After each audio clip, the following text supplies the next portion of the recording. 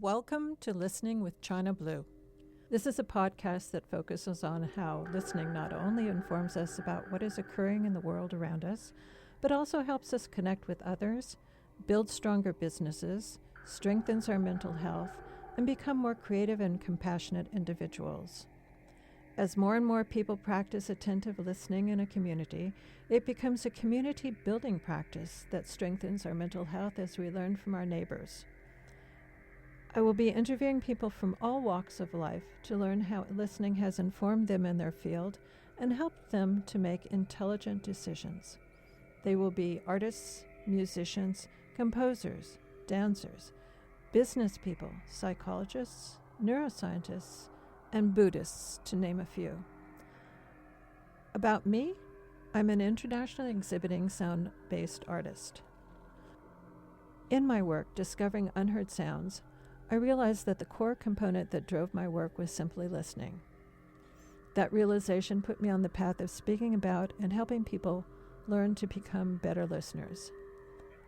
I began with leading sound walks, which I continue to do in the upstate New York region to help people learn to listen from nature. And now, tune your ears to this podcast to learn about the power of listening.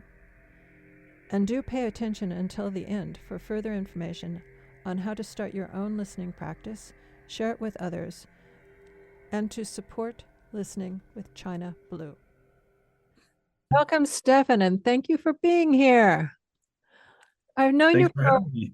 Yeah, so nice to see your face and hear your voice. Absolutely, likewise. I've known you for a while, first through our mutual class in deep listening where we met. And then following that, through your fascinating Zen Sounds newsletter. And your newsletter captured my attention because of its quirky focus on the fringes of a wide range of music genres. And I'm particularly interested in your process for Zen Sounds because I know in our conversation that we had earlier that you told me that you're not a musician, and you told me that you begin your process. Well, actually, I should say your process starts with a sound that you've heard, and that takes you into an investigation into an artist, and then following that to be able to write about that particular artist. And so I wanted to start there and talk to you about that, your process and the trigger of listening for a sound. Sure. Yeah. It's hard to really put in words because I can't really make out like what makes me decide that this is a sound that I'm interested in. It's just like I'm listening to music basically all the time. It's something that I've been doing forever. I think it goes back to when I was 7, 8 years old. I started listening to music and I never really stopped. And these days I tend to listen to music, of course, and during listening, I already think maybe this could be something for the newsletter. It could be an interesting topic or an interesting artist to write about. But then I wait for this, this inspiration and sound that you mentioned. And I can't really pinpoint it what it is. It's almost mystical in a way. But Fascinating. yeah, it's just something um, that gets an emotional response from me somehow. And I get interested, and then I do my research, and then the newsletter basically writes itself. Wow. Well, also, I recall you telling me that your house living in your house from the time you were a child was filled with music, and that having music surrounding you is and was something that you gravitate to. Yeah, absolutely. Music was always on in my household. My parents, they're from the 60s generation. I wouldn't say like you could say hippies, but they wouldn't like that a lot. They're more like the student protest generation, you know? And Yeah. they played a lot of music when I grew up.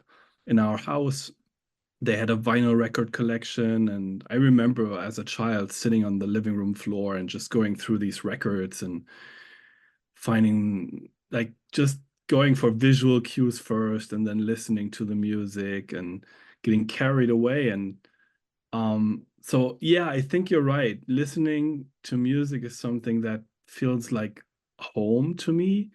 And because I've moved a lot around in my life and I lived in different cities, and listening to music is always something that I can kind of rely on wherever I am. So yeah, I would absolutely say this is yeah, it transports me into this state that I've been knowing for a very long time.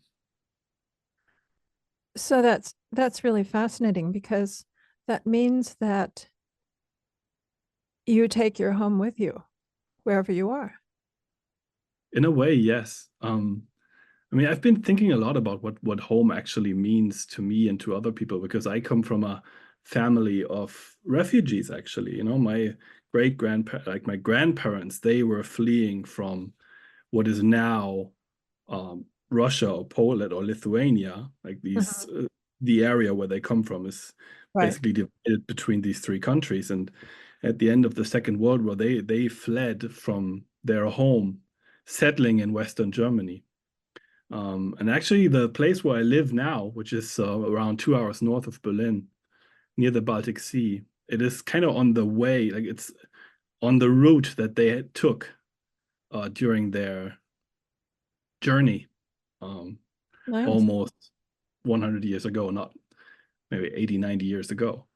So, yeah, I think the topic of like what's home for you or for me is something that I've been thinking about a lot. And music is something, like you say, I can always have it with me. I don't need like a place, a physical place. It's more of a mind state or something that I can bring with me wherever I am. I think that's so beautiful, to bring your sense of home with you, and a sense of calmness, and the sense of, I should say, the sense of calmness that music provides for you is sort of speaks a lot to the core of what listening is about, and it's about being calm and attentive and paying attention to the world that surrounds you, to what you hear, and in your case, the kind of music that you're fascinated by, which is, I think, almost everything. Yeah, if you speak in terms of genre, then definitely yes, I'm interested in everything. But then again, in every genre, there's only a very small amount of artists and records that really speak to me. So Oh,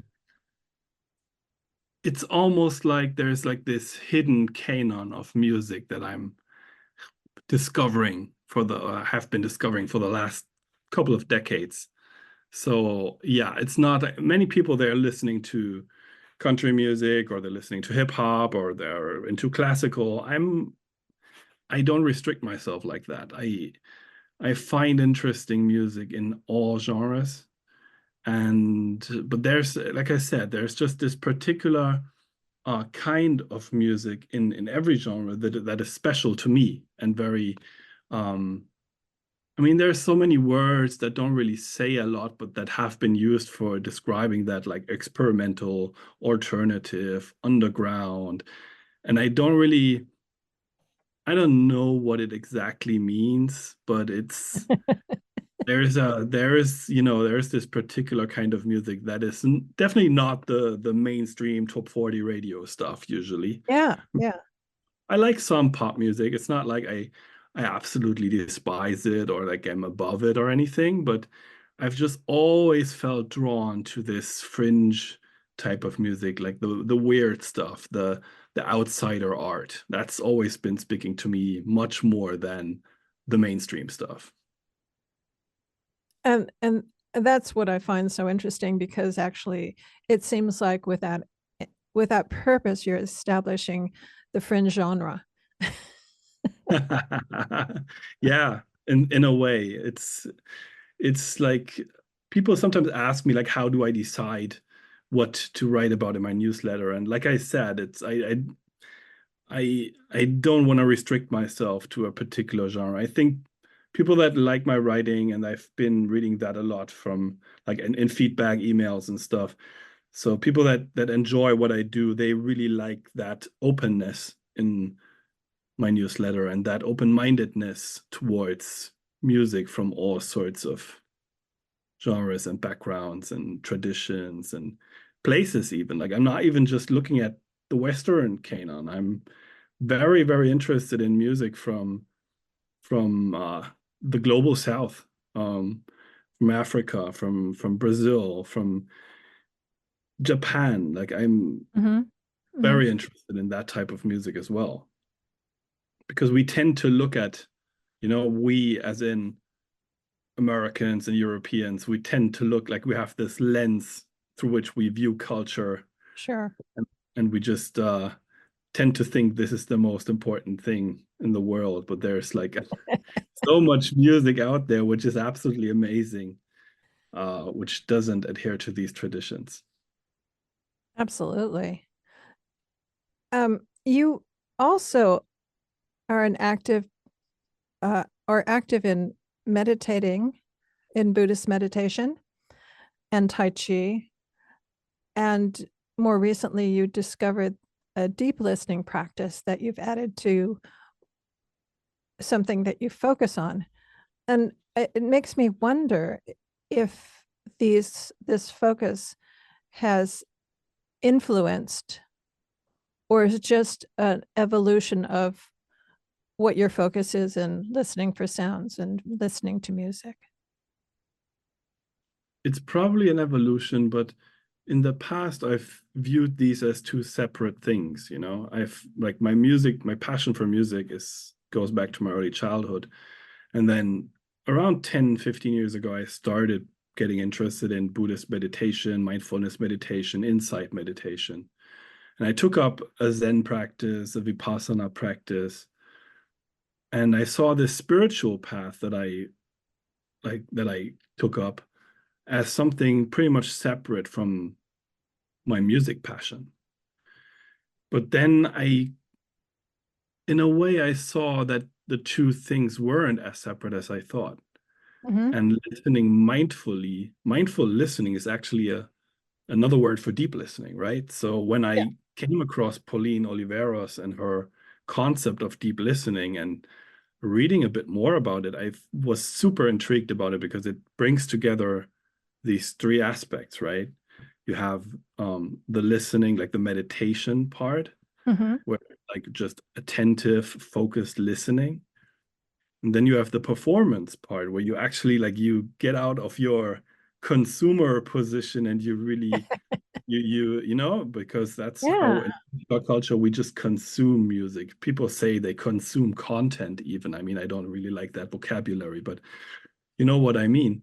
Um, so there's this performance aspect to it as well. People get together and make sounds and listen to the sounds that other people make and react to them. And then the third thing is the dream, the dream part of it, like the dream traveling and all of that. And that's something that I never really looked into either. So I was just very interested in what this could offer me, and I saw that it brought together these strands that were interesting for me in the past, music and mindfulness, basically. Right. Right. And there's actually a fourth component was the physical element that is incorporated, that was started through a Tai Chi, an interest that evolved into getting folded into the deep listening tradition. Absolutely. And I wasn't aware of that aspect before I started that deep listening course where we actually met. That Yeah. was a really nice aspect of that I met so many interesting and amazing people from all around the world through that deep listening course, including you.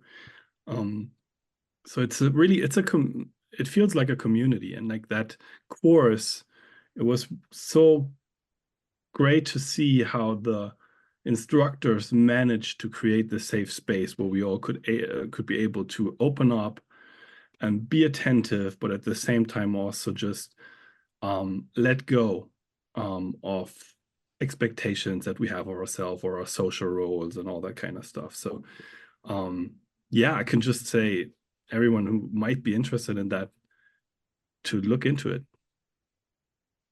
Yeah, yeah, and talking about the safe space aspect of it was really important component to the course for me, because I was not certain about what I was stepping into. It's not clear, and yet I thought, well, I knew Pauline, and I have participated in a couple of her workshops, and she's invited me to speak. So I just I know of her practice through those experiences, but stepping into it made me feel very uncertain the first couple of sessions about what are we doing here. But you're right, it's just letting go. Yeah, and for me as well, it was similar. I mean, I didn't know Pauline, or I didn't really have a connection to that whole world before, but and I also, like I said, I'm not a musician. I mean, I played some guitar in my youth, and I was the bass player of a band in my high school, but that was never really serious, you know. I didn't take it that seriously. So I never really performed in front of people. I was always in that on that other side. I was Mhm. looking at performers, I was judging performers, I was judging performances, recordings, reviewing recordings. That was my world and my job, and also my kind of safe space. So getting out of that comfort zone into a space where I was acting, I was making sounds, I was interacting with other people, it was in a way a whole world opened up for me through that course. It Wow. really feels like that. Wow, that's so imagine. Excuse me, I'm stumbling over my excitement. Going from the position of being the listener to being the participant is an enormous step. And hearing you describe it makes me realize that not everybody would do that. They're just it's easier to be the person that sits and listens, and being in almost a passive role versus an active role. Yeah. And it also made me, I think, much more sensitive towards the vulnerability of an artist and a performer. Yeah, Because, you know, in the past decades, when I was writing reviews or giving commentary on artists' work, sometimes I think now, retrospectively, some of that stuff might have hurt the artist or the performer's feelings if it wasn't positive. And sure. I think in the past I wasn't super aware of that aspect, that in that moment where you stand on stage or you get into a recording studio, um, how vulnerable you make yourself and how hard that is. And if the feedback that comes back isn't the one you would like, that can be heartbreaking, you know? Oh yeah. So It's, I it think can, from today's point of view, and that's maybe also just me getting older and a bit more mild and wiser, hopefully. I think a lot of the stuff I might have written 10, 15 years ago, I wouldn't write it the same way today. well, yeah, that is wiser. So in my newsletter, maybe you will have noticed I never write about stuff that I don't like or that I don't enjoy. I just focus on the stuff that I find interesting and that I really want people to check out and listen to, because I think all like that other stuff is just wasted energy for me. Like, why would I Yeah, waste energy on putting someone down who has put himself in that vulnerable spot, you know? sure, sure. And it's a kindness of yours to recognize that that's the way to structure it. Yeah, and there's so much stuff out there. I mean, of course, there is a place for cultural criticism on the level of like if there is something that really everyone in our society speaks about, let's say a Taylor Swift album, then there is definitely a place for someone stepping in and saying, hey, is this really that good? Or like, is Sure. there maybe an aspect to it which is not really as amazing as everyone thinks? But on the level where I'm operating, on like you said, the fringes, like the really like the underground stuff where people don't even make money through their music. They just do it because they love it and they want to communicate with other people and they want to express themselves. I just see no reason to then tell someone what you did there is not good. Like it doesn't make sense to me.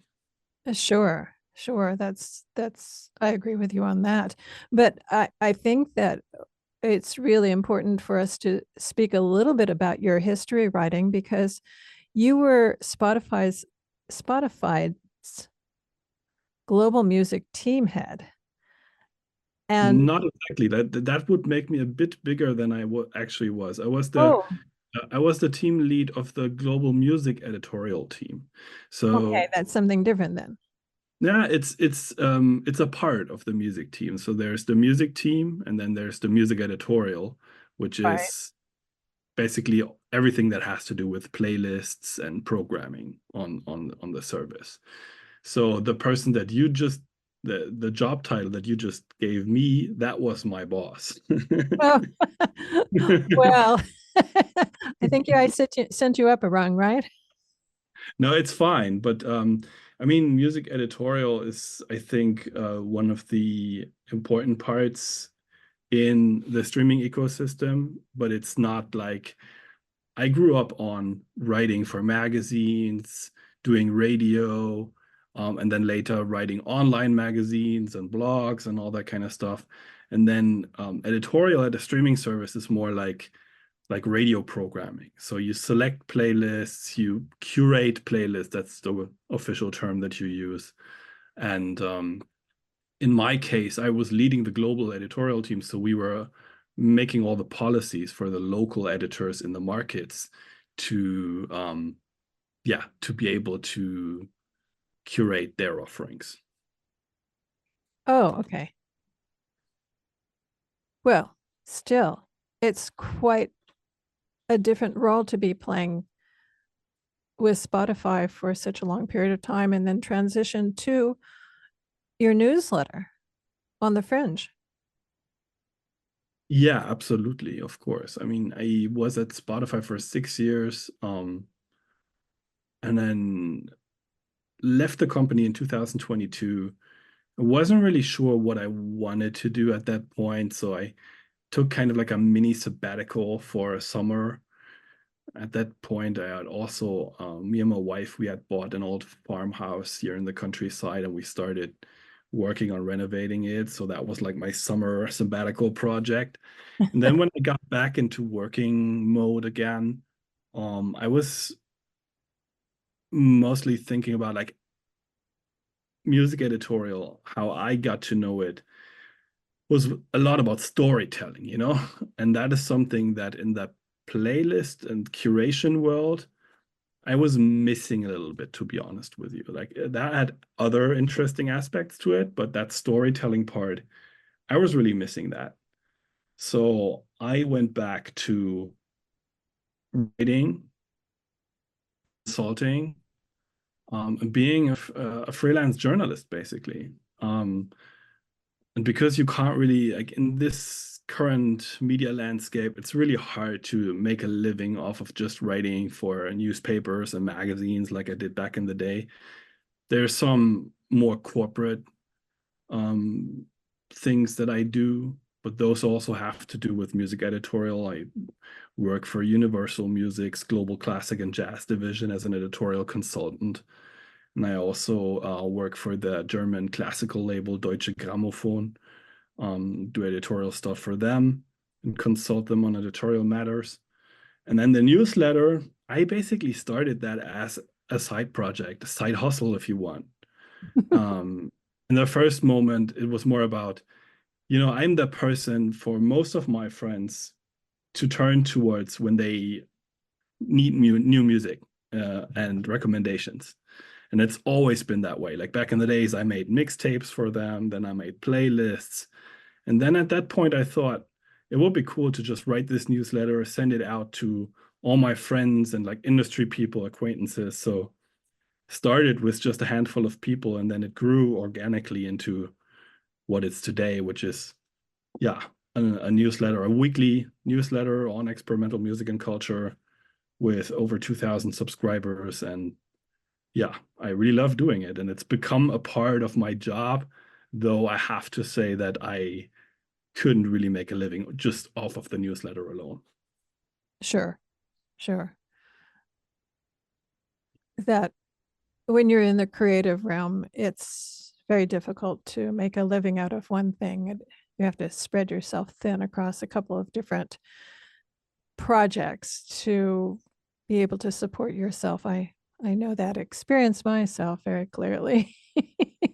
I can imagine, of course. I mean, I had different phases in my life. I've been in the music industry for 25 years now, and I had phases where I had, full-time employee type jobs at magazines or publishing houses, and then Spotify. And then in other phases, it was more freelancing, project-based work. And I think right now I'm in such a phase, which also allows me to, yeah, just do different stuff and live out here in the countryside, which makes, yeah, I work remotely, and I really enjoy being out here. I've lived in Berlin for 15 years, I think.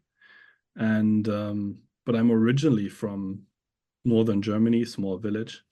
So it was really, yeah, again, felt like coming home a bit to move out here. That's so sweet, and seems to be a very common a thing for people to be doing, especially in this post-pandemic era. I Yeah, right. yeah, I didn't plan on it, but 3 years ago, I did a major move from an urban city outside of Providence, Rhode Island, where I lived for 15 years with my husband. And unfortunately, he went to the next realm. So I just thought, well, what am I going to do next? And I always wanted to live in the area where I live now, which is in the Hudson Valley. And I just thought, okay, well, this is your chance. You should just pick up and move. You don't have anything holding you down. And I Yeah, ended up living in a very, very rural area, which that wasn't on my scope of things or places, things to do or places to be. But all of a sudden, I'm finding myself owning a pickaxe and a shovel and hammer and trying to figure out how to deal with my own problems, not only fixing the house, but, taking care of the land. And it's yeah, just, it's a big, big, big shift from the kind of urban lifestyle like what yours might have been like in Berlin, to just bootstrapping my way. yeah, absolutely. No, I think we're on a similar way there. Like again, we've been working on the house out here. Like we live semi off grid, I would say. So we power most of our stuff with solar energy. We don't have running warm water, like all that. It's a bit of a Yeah. different, like you said, it's different than having like your nice apartment in the city and going to your cubicle job every day and taking the train, and like all of that stuff is doesn't really work out here. Like it's very different. And Popping into um the coffee shop or the local pub. we don't have that. Like that village where I I'm in right know. now, it's just a couple of houses on a cobblestone road, and it's we don't even have a supermarket or anything. You would have to go to the next town, which is like 15 miles from here. So Uh-huh. yeah. Yeah. So we're pretty much, yeah, but we've decided that for this period in our life, this is what we want, what we're looking for. And like you said, I think after the pandemic or even during the pandemic, many people in my um like among my friends and other people I know have decided similar things for them, that urban lifestyle with, living in a box basically, getting into the box, driving into the big box where you have your little box, and then watching movies on the small box at night. That isn't, Right. it's fine, but it's not how many people imagine to live their life. Maybe you had other dreams, and I really don't want to romanticize this too much because, like you said, and it's hard work. It's a lot like there's a lot of challenges coming with this rural lifestyle as well. So it's not like you move out here and all your problems are gone or anything. But yeah, it's just a different lifestyle, different way of life, and I really enjoy it right now. And, I was just thinking as you were talking about boxes that it doesn't allow us to listen if you're living in all these boxes. And it doesn't open up our ears to, I think the box enables us to close our ears off to the world around us because it creates an environment that's specific. It chokes out painful sounds or irritating sounds or your annoying neighbor or whatever that is occurring in the world. And so each of those environments that you were talking about, whether it's the train or the home uh, or actually the box of the television or your program that you're watching, everything is sort of designed for you in a sense, Yeah, designed for your listening. Designed for your listening pleasure, as one of the statements I recalls. yeah, Uh, personalized. Yeah, yeah, yeah, and then we personalize what we hear by with our iPods or our MP3 players. I guess that's kind of old school now, but everybody has their own personal playlist on their iPods, so that also is designed for our personal hearing and listening. And it doesn't inspire investigation yeah, into other things we could listen to, whether it's music or outside of the music, for example, experimental music. And right. this brings me to a topic that you had mentioned earlier, that where you're talking about your love for experimental music and that how for you it's an adventure. And I thought, maybe hearing from you about what that adventure is like is would be really interesting. Yeah. When I listen to music and I tend to try to not to use music these days as just something that numbs me or that shuts me off, like all those people with noise canceling headphones. And I have those as well on the train in the big city. And I was one of these people, and I don't judge it, but it's not the same as mindfully listening to a piece of music and directing your full attention to it. Um, and I saw that I was missing that part. I was just listening to music all day, but it was more in the background, and then it was on my headphones, so I didn't have to listen to like noises around me, or it shut me off from the outside world. People are listening to podcasts, and all of that is fine. Again, don't get me wrong, but mindfully listening to a piece of experimental music, for example, is something, it's a different experience. And what I find interesting about it is the unpredictability of it. And that's even something that during my studies, I saw that the composer John Cage, who was, of course, very instrumental in the development of experimental music of the 20th century, he said that the unpredictability is the main factor that makes music experimental. That is, for him, that is the main genre descriptor, if you will. So I noticed that for me, I've always just loved unpredictable music. And again, if you listen to mainstream top 40 radio, there's nothing unpredictable with it. Like it's just, it's nice songs. There's nothing wrong with it. But those are just like they have all the same structure, they have all the same length, even though they tend to get shorter and shorter. But they have like a verse, chorus structure. And if you listen to a couple of seconds of a contemporary pop song, you know what will happen. And that is, to many people who love that type of music, that is exactly the appeal. Sure.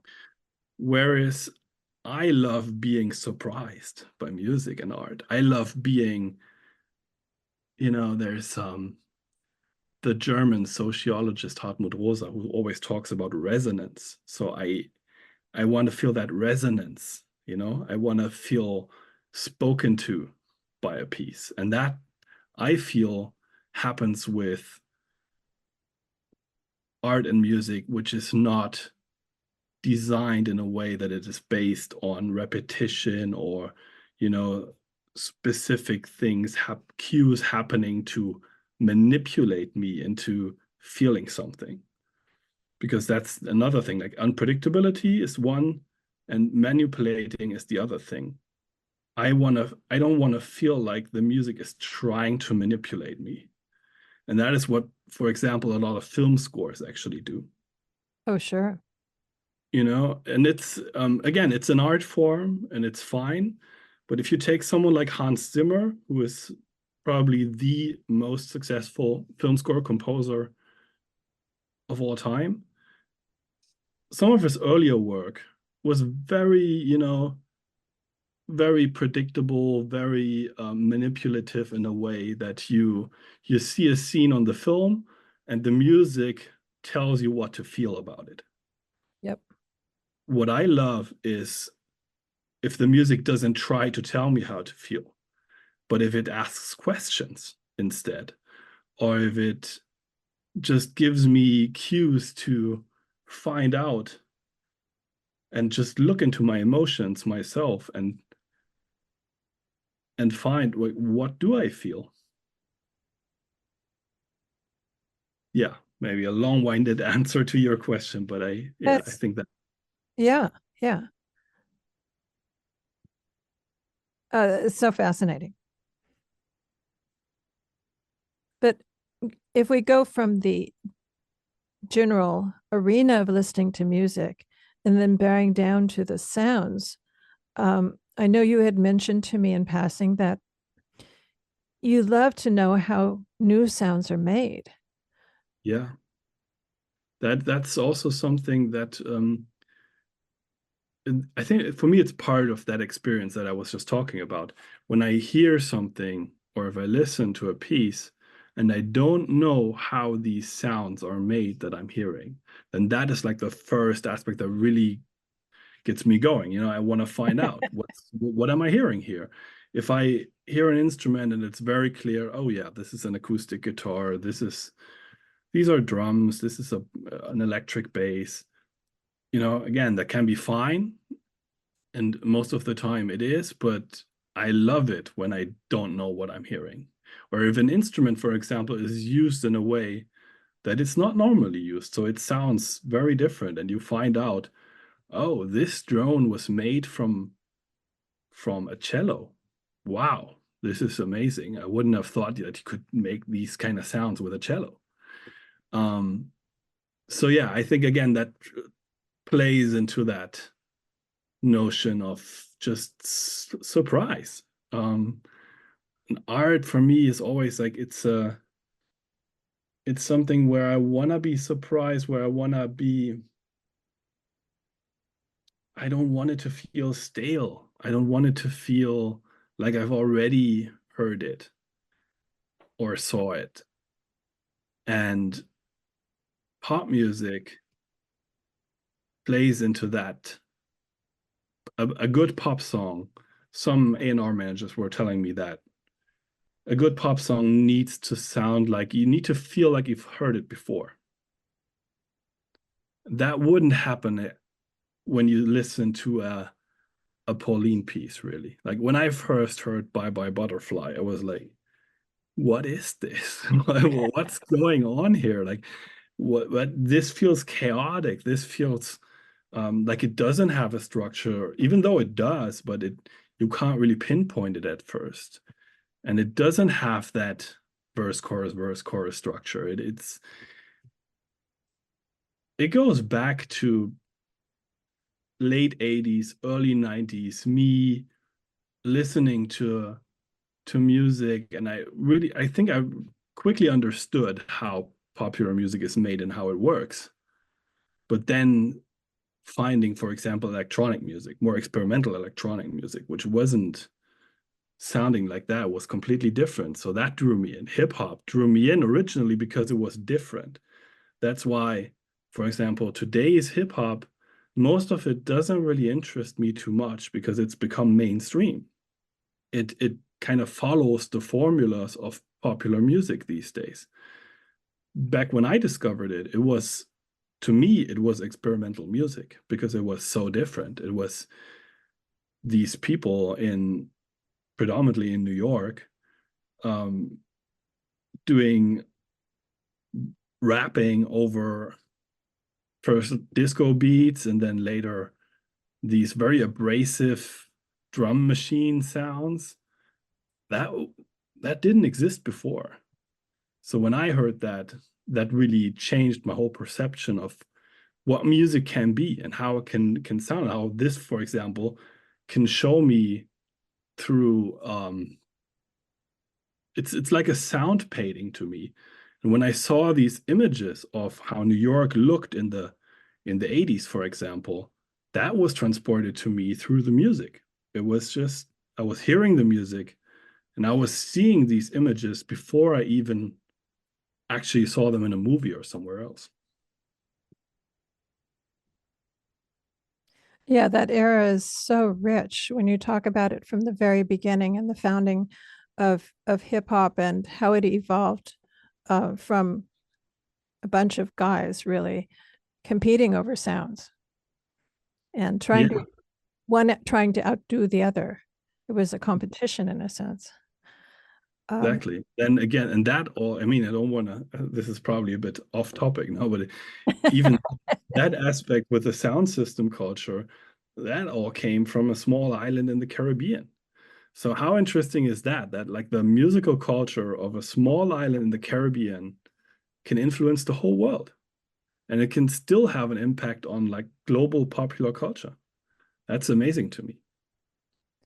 And that goes back to your original premise as being on the fringe.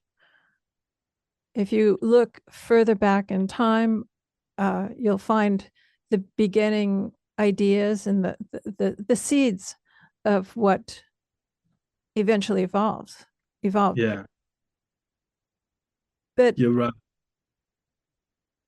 and I know that when you think about that, it goes back to a topic that you earlier illuminated a little bit about, which was about naming, how naming the sounds is something that you struggle with too, because Mm. how it sort of folds into your Buddhist approach to living. And before putting more words into your mouth, Yeah, yeah, I know. I mean, I've basically made a profession about around finding words for music, right? And even when I started writing about music, doing music journalism, some people were saying like, "Why are you doing this? This is like dancing architecture, you know? It's like it doesn't make sense. oh, Like, nice. why would you write about music? You can just do music, feel music." But I always thought, no, I think it gives it another aspect, another dimension, and it's important to look at music through that more intellectual lens of language. Then discovered Zen Buddhism, like John Cage actually did at one point, and it made him into a different composer because he started using chance operations and all that type of stuff. But for me as a music writer, I went into a deep crisis because Zen is basically saying, don't put the words, like don't put the labels on the things, on the actual experiences, because the word is not the experience. The word ocean is not the feeling of diving into this amazing mass of water. It's just a different thing, and putting words and labels onto these things and experiences can lead to us can lead to some sort of barrier between us and living our life, actually. So I had a deep crisis in my job, and I for a while I couldn't really write a word about music anymore because I felt it didn't make sense anymore to me. You needed to experience it. You needed to go out there and experience the music, make the music, play the music, or just even listen to the music, but not put those words on them. And then I got back into a habit of writing about music after I published my first book, which had nothing to do with music. It was about mindfulness and minimalism and living that lifestyle that we've been touching upon a little bit. But after that, I just very naturally, when I started writing just for, training my writing muscle, basically, I felt the topic that I felt drawn towards was music and art. That was what I always wrote about. But what had changed was I didn't take my own opinions and labels that seriously anymore. And I don't expect anyone to do it. So it's not that important. It's great. I love doing it, but it's also a bit of a game, it's a language game that we're playing. And it makes sense because it's a way how we can communicate about culture and music. But yeah, I don't think my own opinions on a certain piece of music are that important anymore. It's just I want to point people towards stuff I find interesting, and I want to tell stories. I want to tell stories about artists and the way that they create and the path that they have behind them.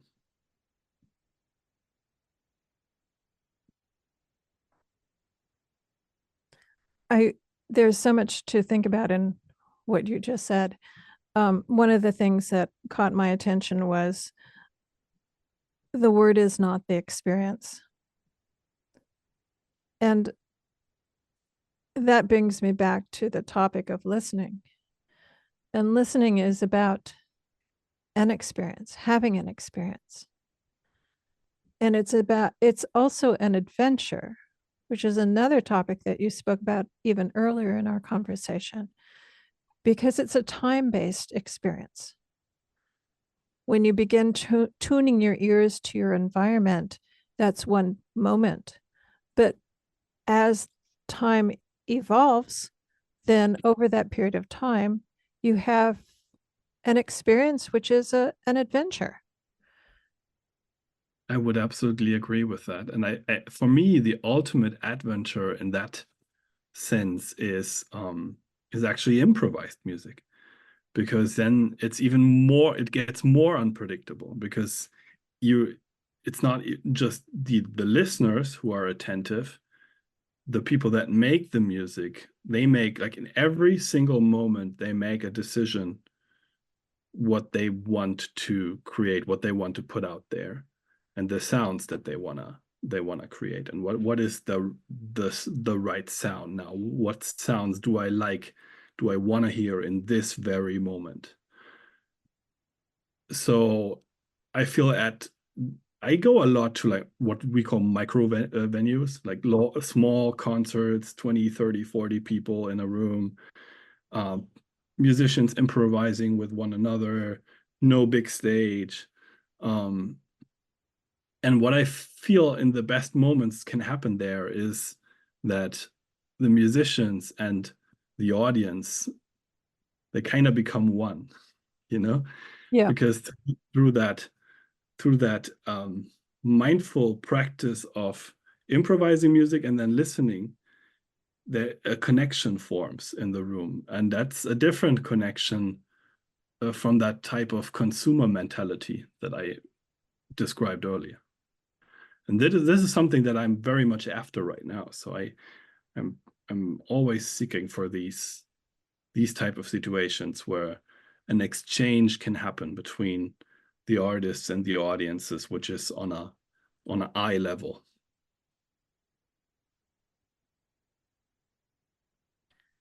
Well, that's the having the improvised music and making that connection with mindfulness as a practice is really a beautiful association to make, because I can see how clearly how they're all based on living in the moment, responding to an environment, responding to a musical trigger, responding to what you've heard, and then continuing that, but also letting go of what preceded it.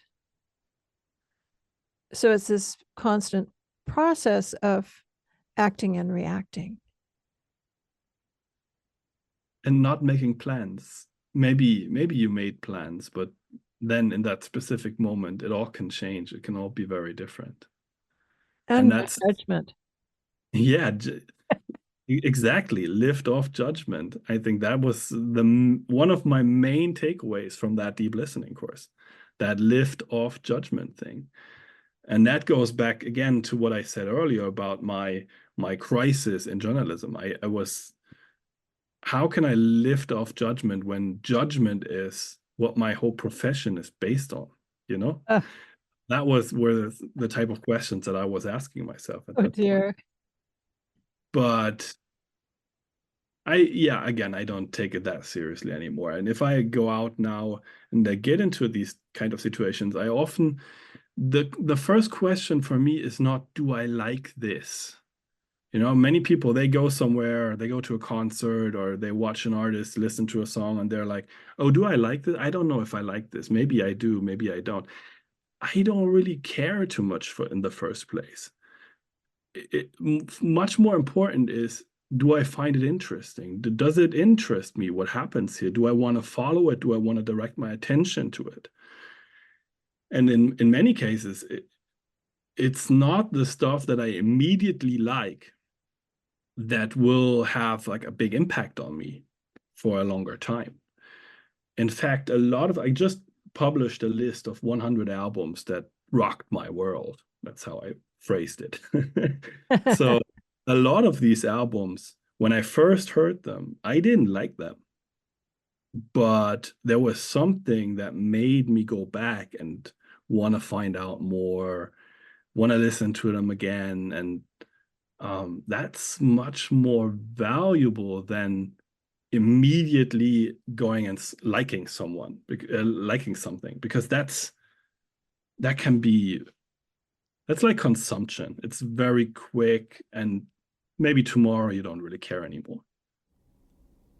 Stephan, unfortunately, we are at the end of our time, but I want to thank you so much for this fascinating interview. And I can tell that it could go on forever, but we'll have to stop for the moment. Thank you again. Thank you for tuning into this episode of Listening with China Blue. I hope it inspires you to build your own listening practice. This begins as a daily practice of attentively listening without judgment. And you can ask yourself, what is your own version of silence? The music for this podcast is from China Blue's Saturn Walk, co-composed with Lance Massey, the creator of the T-Mobile ringtone. If you want to learn more about me and my work, go to ChinaBlueArt.com. And also, please follow me on Facebook at china.blue.art, at Instagram at china_blue_art, and on X at China Blue Art.